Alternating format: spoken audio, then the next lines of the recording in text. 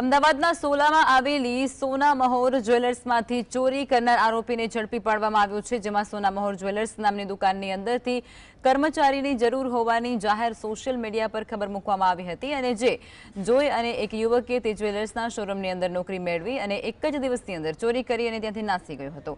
Jewellers માલિકની ફરિયાદના આધારે Sola police દ્વારા ચોરી કરનાર યુવકની ધરપકડ કરવામાં આવી છે। આગળની કાર્યવાહી પણ હાથ ધરાઈ છે। ત્યારે જાહેરાતને આધારે હર્ષ સોલંકી નામના 20 વર્ષના યુવકે 25 માર્ચના જ્વેલર્સમાં ઇન્ટરવ્યુ આપ્યું હતું અને 7 એપ્રિલથી તેણે સેલ્સમેન તરીકે નોકરી ચાલુ કરી હતી। ત્યારે બીજા જ દિવસે એટલે કે 8મી એપ્રિલે હર્ષ સોલંકીએ જ્વેલર્સના શોરૂમમાંથી 12.32 લાખના કિંમતની સોનાની 6 વીંટી અને 3 લકી ચોરી કરીને તે ફરાર થયો। ત્યારે હાલ તો પોલીસે આરોપીને ઝડપી અને આગળની તજવીજ હાથ ધરી છે। 154 ગ્રામના અલગ અલગ દાગીનાઓની ચોરી કરી અને જતા રહેલા જે હકીકત આધારે સોલા પોલીસ સ્ટેશનની અંદર આ કામના ફરિયાદ આપતા સોલા પોલીસ સ્ટેશને ફરિયાદ લીધી અને આ ગુનાની તપાસ આગળ ચાલુ કરેલી।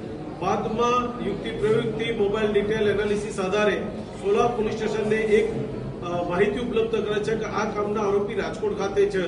ત્યાં જઈ અને આ કામના આરોપીને કબજે કરવામાં આવે છે। આ કામમાં ચોરાઈ ગયેલો તમામ મુદ્દામાલ હસ્તગત કરી અને આરોપી સાથે લાવી અને તારે હાલ તેની તપાસ સોલા પોલીસ સ્ટેશન ચલાવી રહી છે।